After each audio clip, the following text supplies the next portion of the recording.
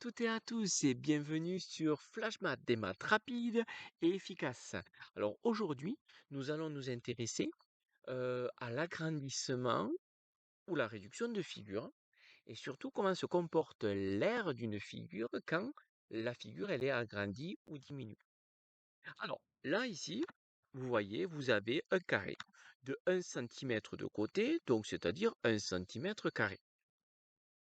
Je vais tripler les longueurs. J'espère qu'on est d'accord qu'on a triplé les longueurs. Ici, vous voyez qu'on a une fois, deux fois, trois fois la longueur d'un côté. Et pareil à l'argent. Donc on a un carré plus grand. Donc le carré, c'est celui-là dont je parle.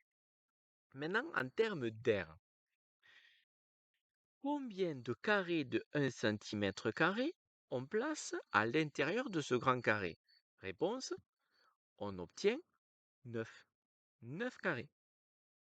Donc là, vous voyez que on a les longueurs qui ont été multipliées par 3. Par contre, l'air n'a pas été multiplié par 3. L'air a été multiplié par 9, parce qu'on avait un carré de 1 cm² et maintenant on a un carré de 9 cm². Donc l'air a été multiplié par 9. Donc ça veut dire que si je multiplie par la longueur par 3, j'ai une aire multipliée par 9. Je regarde, je vérifie certaines choses. Je vais prendre un carré de 5 cm de côté au lieu de 1 cm de côté. Donc ça veut dire que les côtés ont été multipliés par 5 les longueurs. Bon, et c'est quoi l'aire maintenant? Je compte. Pardon, je le fais avec ça. 1, 2, 3, 4, 5 de long. 1, 2, 3, 4, 5 de large. 5 fois 5, ça fait 25. Donc il y a 25 carrés de 1 cm² d'air. Donc on a une aire de 25 cm². Donc ça veut dire que ici, un carré de 1 cm², si je multiplie par 5 les côtés, les longueurs des côtés, ben je vais avoir une aire qui va être multipliée par 25 parce qu'on a une aire de 25 cm². C'est 1 cm² à 25 cm², ben on a bien multiplié par 25.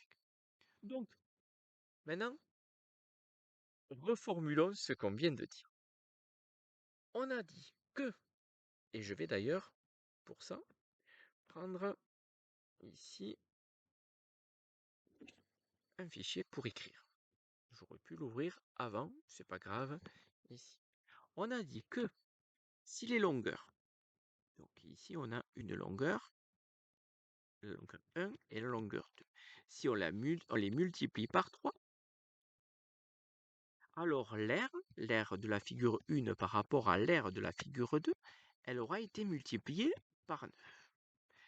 Si la longueur 1, elle est multipliée par 5, pour obtenir la longueur 2 de la figure 2, ben en tout cas, les aires, elles n'ont pas été multipliées par 5, elles ont été multipliées par 25. Donc essayons de voir la logique qu'il y a entre le coefficient d'agrandissement de longueur et le coefficient d'agrandissement des aires. Ben on voit que 9, c'est quoi? C'est 3 au carré. Et 25, c'est quoi? C'est 5 au carré. Pourquoi je parle de 5 au carré? Parce que le 5, il est là. Pourquoi c'est 3 et 3 et pourquoi je parle de 3 au carré? Parce que le 3, il est tout en haut.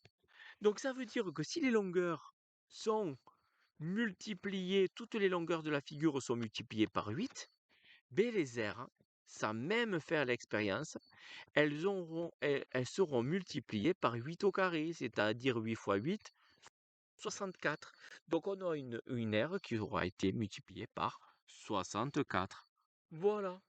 Donc attention, si les longueurs sont multipliées par k, ben, ça veut dire que les aires ne sont pas multipliées par k. Attention, elles sont multipliées par k au carré. Faites attention. Bon, j'espère que j'ai été assez clair.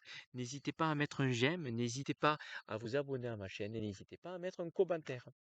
Allez, je vous laisse passer une bonne journée et en avant les maths.